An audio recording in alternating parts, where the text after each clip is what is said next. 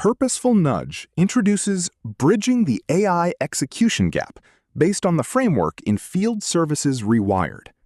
How do you remove technician frustration? For many organizations face the challenge of getting the return from their investment in technology like AI. How do you make it work? Every year, corporate boardrooms pour millions into field service AI. Yet at the exact point of execution, frontline adoption collapses. The root of this failure is work as imagined, a clean, linear, fully compliant workflow drafted in conference rooms built for ideal conditions. But step onto the factory floor and you encounter work as done.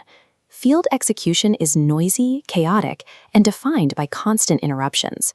When management deploys software built for that clean whiteboard theory into this messy physical environment, the system fractures.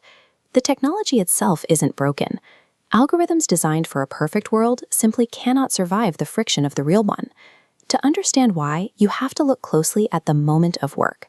This is that high-stakes fraction of a second where a technician must make a critical decision under severe time pressure, often in hostile environments. When a worker is already balancing a physical repair and a demanding client, their mental load is maxed out. If an AI tool requires them to navigate 12 menus or type out complex symptoms, cognitive fatigue sets in. Faced with that burden, humans do what they are wired to do. They protect their performance. They bypass the official system, rely on intuitive muscle memory, or just text a senior engineer for the answer. Fixing this requires a hard pivot. Instead of demanding compliance to heavy, broken systems, organizations must adopt a 5-phase behavioral model. Rescuing the front line from process debt means treating AI adoption as a behavioral engineering challenge rather than a software deployment. Phase 1 starts with a ground truth diagnostic. Before writing a single line of code, we map the undocumented shadow workflows, the real workarounds and WhatsApp groups that technicians actually use to survive their shifts. Phase 2 is the process debt purge. We follow a strict rule. You cannot automate what you have not first simplified. We physically eliminate cognitive fatigue by stripping away the legacy procedures, redundant managerial approvals, and useless compliance checkboxes that bloat the system. If you automate a bad process, you don't get efficiency. Poor escalation logic simply becomes faster misinformation. Bad knowledge becomes faster confusion. You must relentlessly cut the workflow down to the essential standard of care. Without that extreme simplification, AI will only amplify existing operational friction. Once the debt is cleared, Phase 3 designs for that critical moment of work.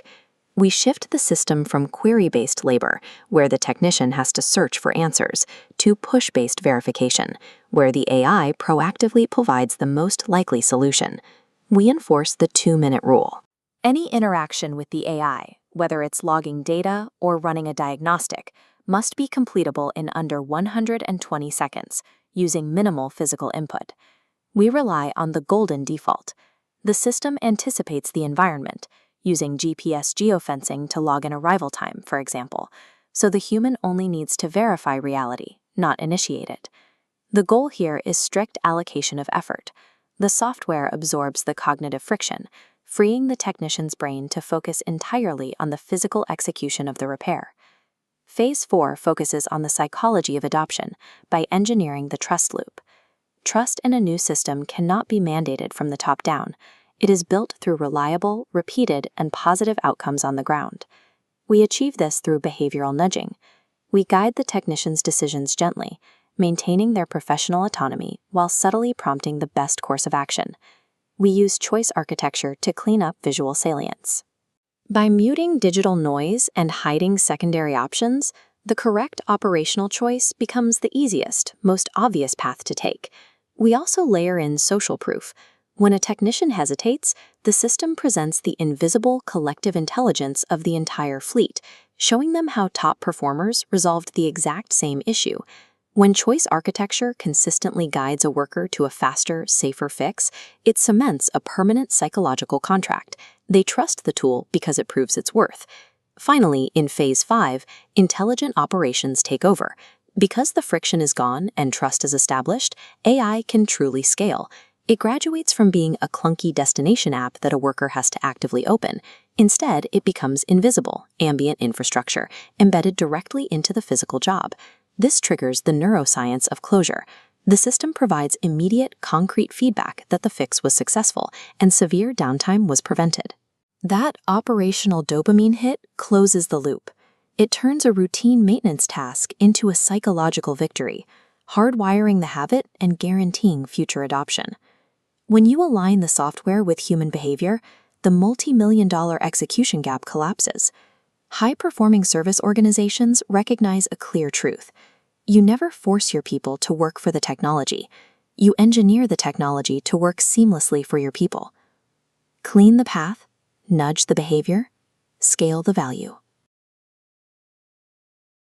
For more insights, subscribe to Purposeful Nudge and start rewiring your field services organization today.